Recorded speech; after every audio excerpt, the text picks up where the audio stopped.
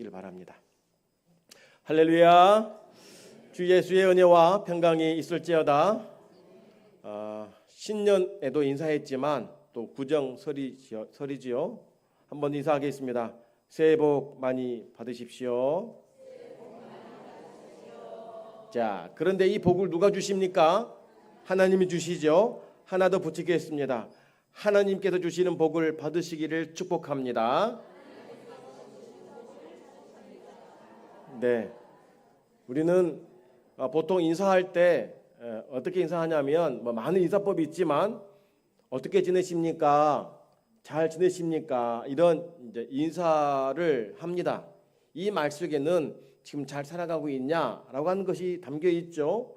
사업가한테는 사업 잘 되고 있냐라고 해석할 수도 있고, 학생들에게는 공부 잘하고 있냐라고 할 수도 있고, 보통에게는 어떻게 생활이 어떻게 잘 풀렸습니까? 라는 이야기도 됩니다.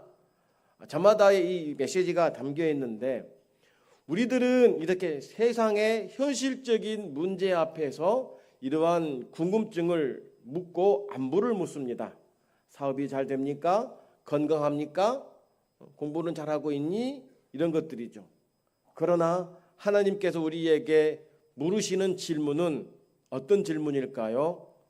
내 영혼은 성장하고 있니? 내 영혼은 잘 있니? 라고 우리에게 묻습니다.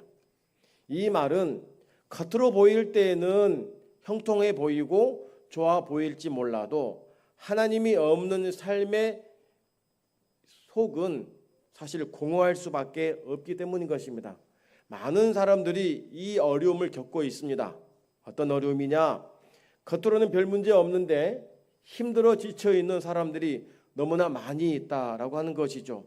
위로받을 곳도 없고 기댈 곳도 없다 보니 세상 경쟁 속에서 살아나자니 힘든 것이 많이 있어서 오늘 같은 시대에 우리에게 참 위로와 참 소망은 오직 예수님뿐이심을 믿으시기를 바랍니다.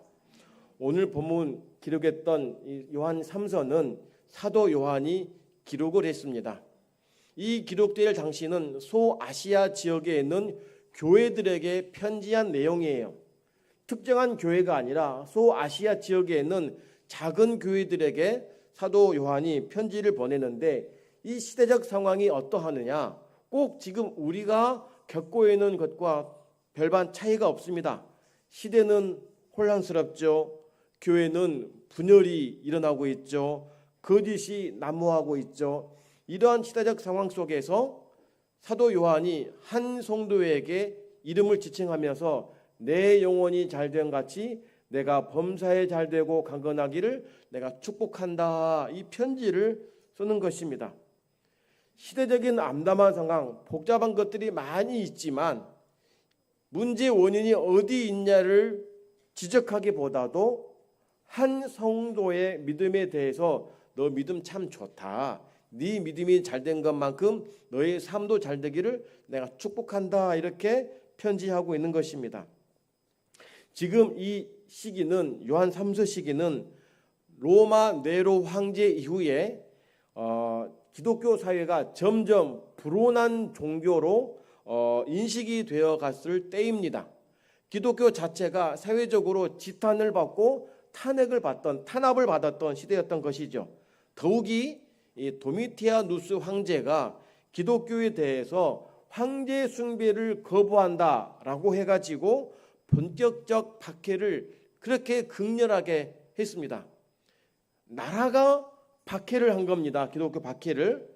그러니 교회가 존립 위기에 있습니다. 생존에 문제가 있습니다. 교회를 섬겼던 성도들의 불이익도 무시 못한 것입니다. 교회를 핍박했다라고 하는 것은 성도를 핍박했다는 것과 다를 바가 없는 거예요. 그러니 살림살이가 쉽지 않습니다. 게다가 이 문제뿐만이 아니에요. 교회 내부의 문제도 심각했습니다. 그래서 이 사도 요한이 이 나라의 문제, 교회의 문제를 통틀어서 편지를 했는데, 그러면 이 소아시아 전반에 걸친 교회의 문제가 어떤 문제였느냐?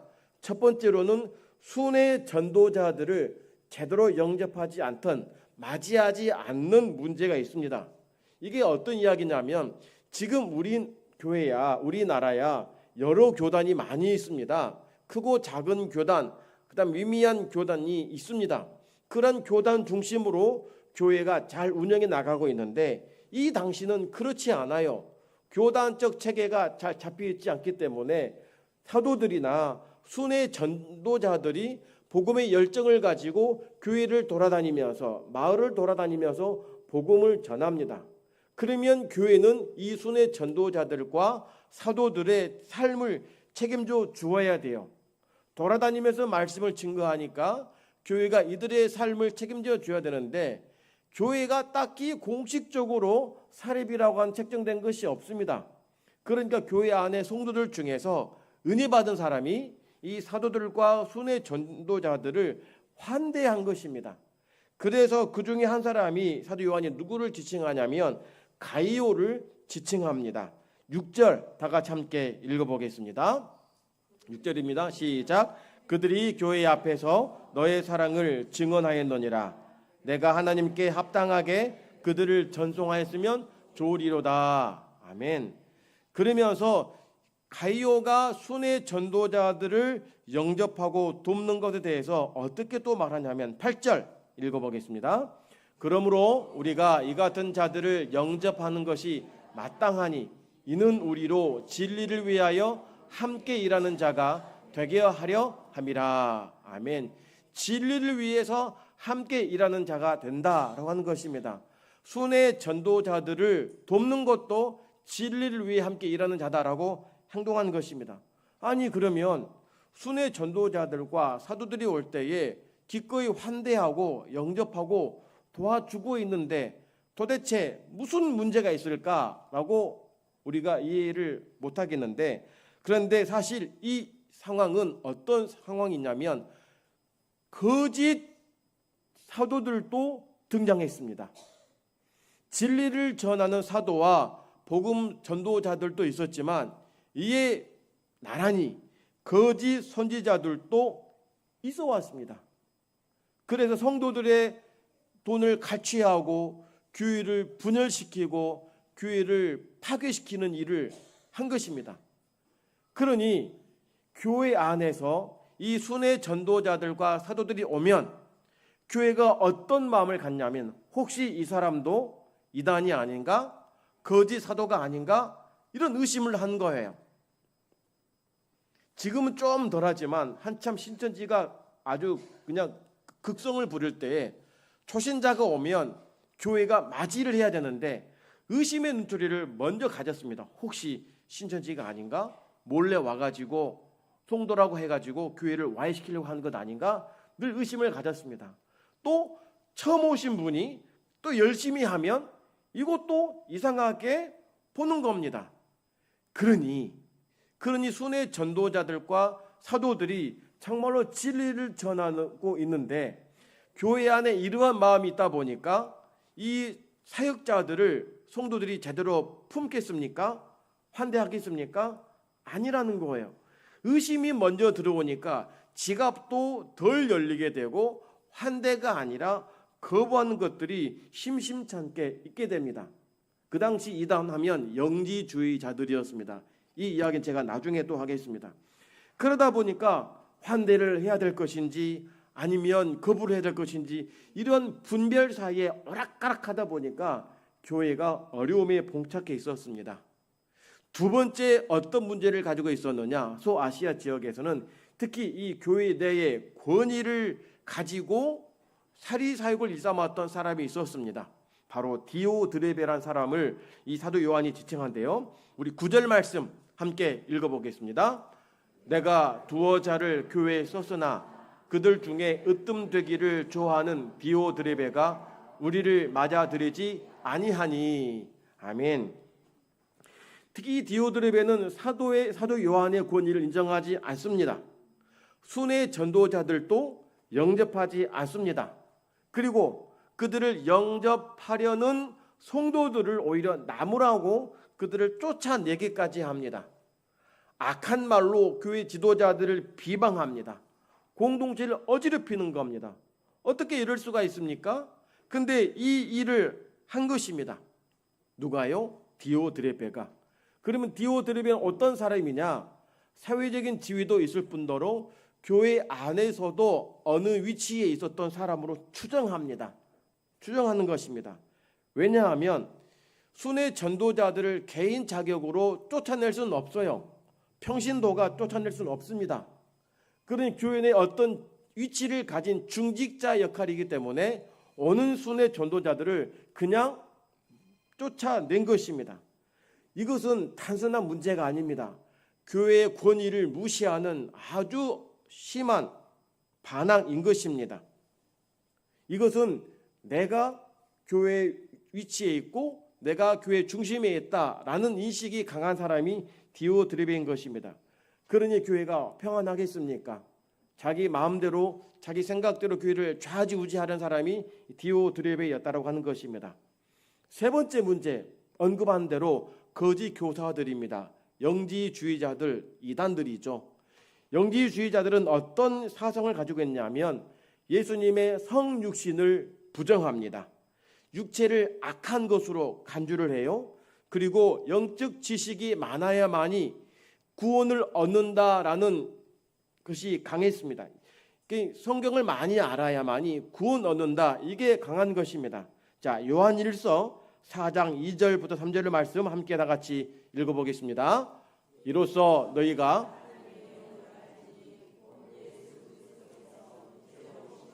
시인하는 영마다 하나님께 속한 것이요 예수를 시인하지 아니하는 영마다 속한 것이 아니니 이것이 곧 적그리스도의 영이니라.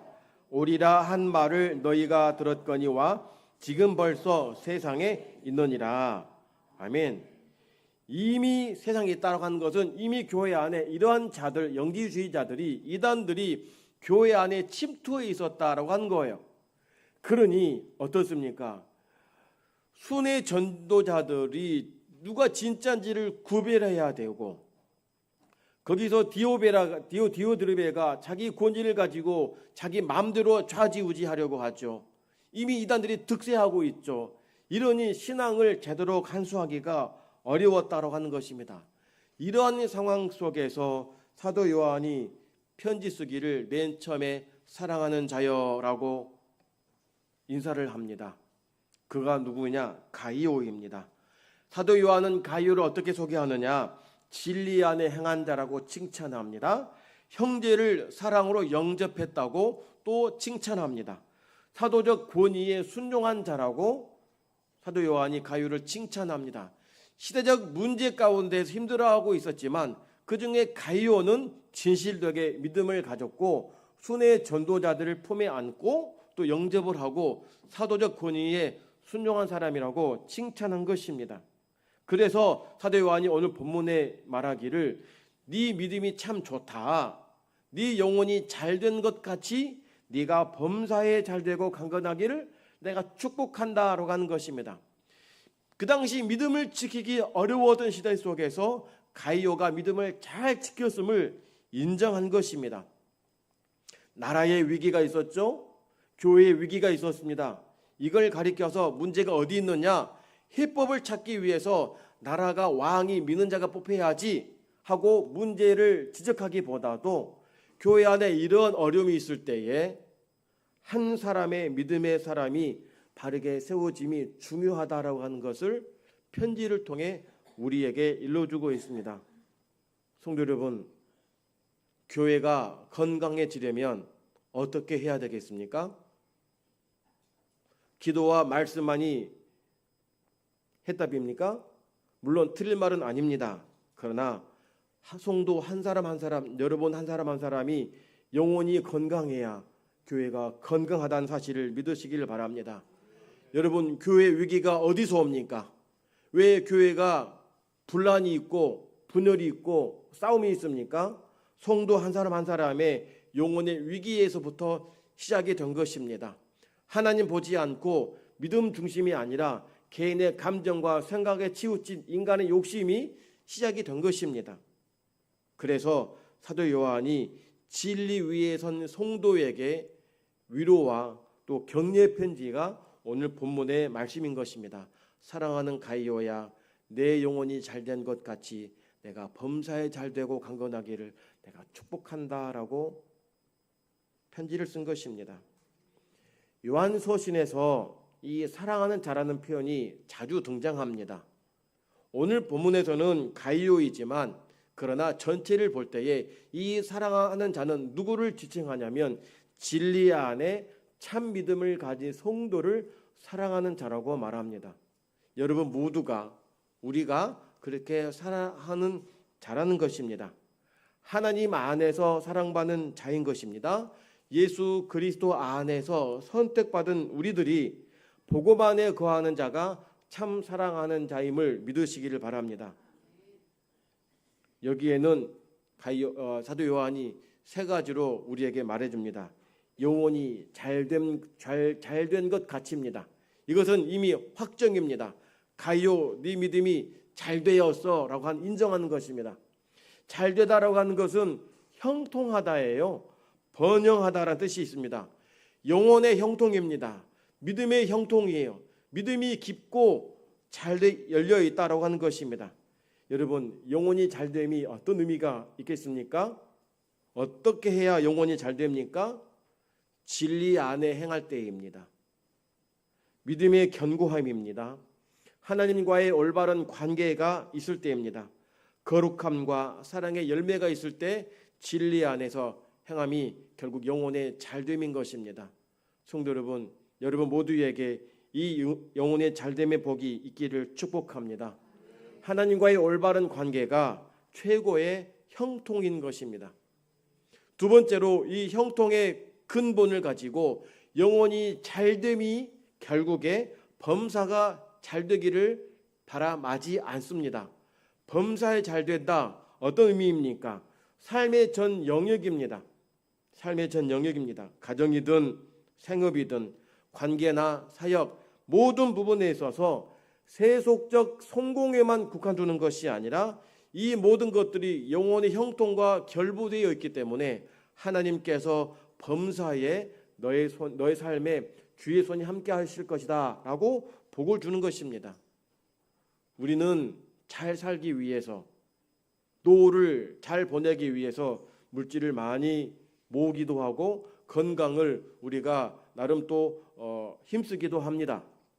그러나 이 모든 것 위에 하나님의 돌보심이 있지 않으면 물질도 건강도 우리의 노후도 우리의 삶도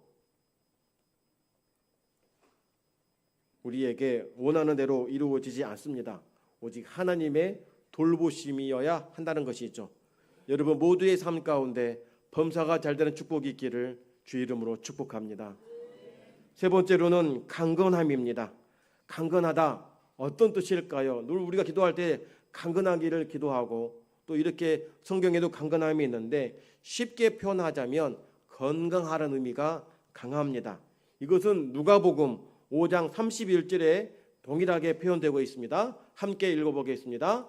예수께서 대답하여 이르시되 건강한 자에게는 의사가 쓸데없고 병든 자에게라야 쓸데있나니. 아멘.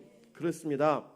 환자에게는 의사가 필요한 것처럼 죄인에게는 오직 예수 그리스도가 필요함을 믿으시기를 바랍니다. 그래서 강건하다라고 요한이 말했던 것은 육체의 삶도 하나님의 돌보심으로 건강하게 살기를 축복한다라고 하는 것입니다. 성도 여러분, 여러분 모두에게도 육신의 건강이 강건함이 있기를 주 이름으로 축원합니다.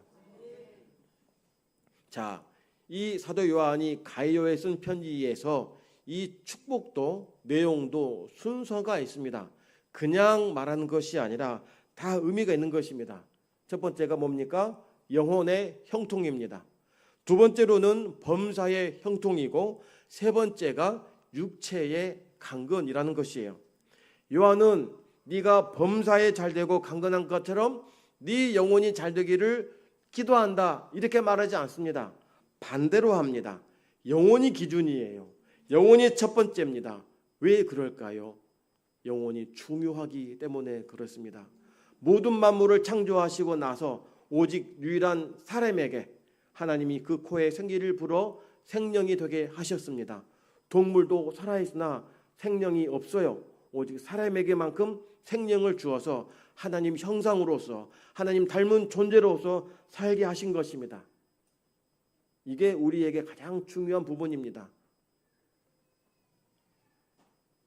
마태복음 6장 33절 말씀 함께 읽어보겠습니다. 마태복음 6장입니다. 먼저 그의 나라와 그의 의를 구하라. 아멘. 왜 이 말을 했습니까? 우리는 뭘부터 구합니까? 건강을 구하고 물질을 구하고 여러 가지 삶에 필요한 것들을 구하는데 예수님은 먼저 하나님의 나라와 하나님의 의를 구하라고 말씀합니다. 내 영혼은 하나님의 나라에 속해 있기 때문에 그런 것입니다.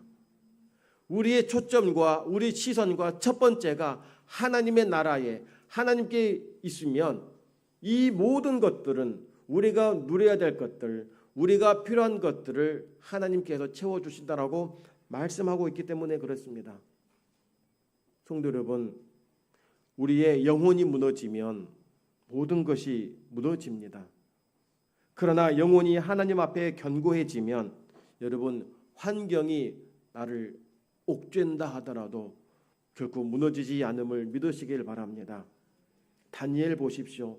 사자굴에 들어가도 풀무불에 들어가도 이겨낼 수 있었던 이유는 하나님과 함께 있기 때문에 가능한 것이었습니다. 요셉도 그렇지 않습니까? 형들에게 팔려가고 억울한 옥살이를 하면서도 낙심하지 않고 시험 들지 않았던 것은 하나님과 함께 있음을 알았기 때문에 그렇습니다. 성도 여러분, 주 안에 거하면 환난을 만나고 시련을 만나고 시험을 당하더라도 넘어지지 않고 견고히 설 수 있음을 믿으시기를 바랍니다. 그런데 우리는 어떻습니까? 순서를 바꿉니다. 가장 먼저 뭘 구합니까? 성공을 구합니다. 건강을 구합니다. 그리고 마지막에 영혼에 관심을 둡니다. 그래서 전도를 하거나 믿다가 쉰 성도들을 다시 교회에 초청하면 지금 내가 바쁘고 분주하니 이것 해결되면 교회 다니겠습니다. 건강이 안 좋으니 건강이 나아지면 교회 다니겠습니다. 사업이 이제 막 시작했으니 사업이 안정이 되면 교회 다니겠습니다. 이런 말을 합니다. 성도 여러분, 영혼이 메마르면 성공해도 공허함이 있습니다. 영혼이 메마르면 건강해도 삶의 심령에 두려움이 오게 되는 것입니다. 영혼이 허해지면 많은 사람이 내 옆에 있어도 허전함은 채워지지 않는 것입니다. 그래서 우리가 주 안에 거하지 않으면 영혼이 주 안에 숨쉬지 못하면 여러분 사는 것처럼 보일지 몰라도 고된 인생을 살 수밖에 없습니다. 그러나 주 안에 우리가 형통하면 주 안에 우리의 믿음이 뿌리를 내려서 열매를 맺게 되면 어떤 일이 일어납니까? 가난하다 하더라도 그 가난 때문에 내가 무너지지 않습니다. 좌절하지 않습니다. 병이 들어서 육신이 연약한다 하더라도 이것이 나를 절망으로 빠지지 않게 합니다. 사람이 다 떠나서 나 혼자다 하더라도 하나님이 나와 함께 하심을 알기 때문에 흔들리지 않는 것입니다. 그렇기 때문에 오늘 저와 여러분들이 필요한 것이 무엇입니까? 은혜입니다. 하나님의 은혜인 것입니다. 상황의 변화가 아니라 영혼의 깊은 평강이 우리에게 주어질 때에 이 세상을 힘있게 살아갈 수 있음을 믿으시기를 바랍니다. 이 축복이 어디서 궁극적으로 이루어지느냐? 그리스도 안에서 이루어집니다. 우리의 영혼을 살리시는 분이 누구이십니까? 오직 예수님 뿐이십니다. 우리를 범사에 다스리신 주권자가 누구이십니까? 예수님이십니다. 우리의 육체의 부활을 일으키실 분이 누구이십니까? 오직 예수님 한 분뿐이심을 믿으시기를 바랍니다. 그래서 요한 3서의 이 축복은 세상 번역으로만 끝나는 것이 아니라 그리스도 안에서 하나님이 주시는 전인적인 구원의 선언인 것입니다. 천국에 가면 범사의 형통함은 끊임없습니다. 범사가 없습니다. 형통 그 자체입니다. 천국에 가면 육신의 건강은 영원히 유지가 되는 것입니다. 병들고 죽고 사는 것이 이 땅의 이치이지 주님 나라 가면 그 모든 것들이 사라지고 형통함 가운데 즐거움으로 주와 함께 할 수 있다라고 하는 것입니다. 이러니 이 시작이 어디서부터입니까? 영혼이 잘 되어야만이 가능하다라고 하는 것입니다. 성도 여러분, 여러분의 영혼은 잘 되고 있습니까? 여러분의 믿음은 안녕하십니까? 그리스도 안에서, 말씀 안에서, 기도 안에서 여러분 숨 쉬시기 바랍니다. 물질만 따라다니지 마십시오. 건강에만 집착하지 마십시오. 주 안에 있을 때에 모든 것들이 하나님 우리에게 주시는 축복을 여러분들이 누리시기를 바랍니다. 사랑하는 성도여, 여러분의 영혼이 잘됨 같이 여러분의 범사가 잘되고 강건하기를 주님의 이름으로 축복합니다. 함께 찬양합시다.